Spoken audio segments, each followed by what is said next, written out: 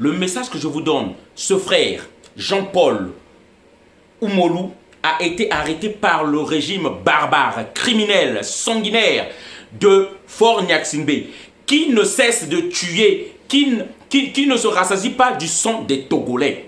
Peuple togolais, vous êtes des esclaves de Fort Nyaksinbe qui fait ce qu'il veut de vous. Ce frère a été bastonné, torturé, qui n'arrive même plus à manger. Et il est détenu par les services de Fort Nyaksinbe. Le lundi 12 août 2024, aux environs de 21h, M. Steve Amoussou, de nationalité béninoise, a été enlevé à Lomé au quartier Adidogomé et conduit vers une destination inconnue par des individus non identifiés. En effet, alors que le susnommé, établi au Togo depuis plusieurs années, est sorti de l'immeuble où il habitait pour une course, il a été appréhendé non loin de là par 4 individus qui visiblement y étaient en affût. De force, ces individus l'ont embarqué dans un véhicule d'immatriculation béninoise puis ont roulé en direction de la frontière togolaise du côté est. Les autorités policières togolaises ayant été avisées ont aussitôt lancé des recherches qui n'ont pas permis de retrouver les ravisseurs et leurs victimes. Affaire Frère Humvi, drôle de communiqué du parquet de Lomé. Le procureur se perd en conjecture. Il veut tenter de coller au Bénin l'affaire JP Oumolou. Sinon, quelle preuve a-t-il de l'implication de personnalités béninoises dans l'affaire Humvi? La posture du parquet de Lomé dans cette affaire dite Frère Humvi a de quoi dresser les cheveux sur le crâne d'un chauve. Le communiqué lu dans le JT de la télévision togolaise a tout d'une fiction hollywoodienne. Tout le monde connaît le caractère policier du régime togolais depuis des lustres.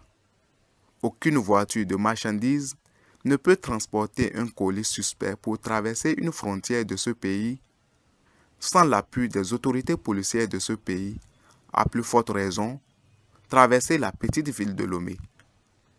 Et si l'on doit se référer aux propos de l'avocat du sieur Steve Amoussou, Aboubakar Baparapé, aucun véhicule de transport ne peut quitter un lieu où les populations se sont soulevées pour traverser la ville.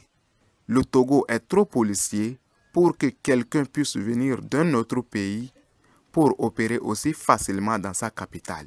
À moins de bénéficier d'appui des autorités de ce pays, aucun civil ne peut venir opérer sur le sol togolais.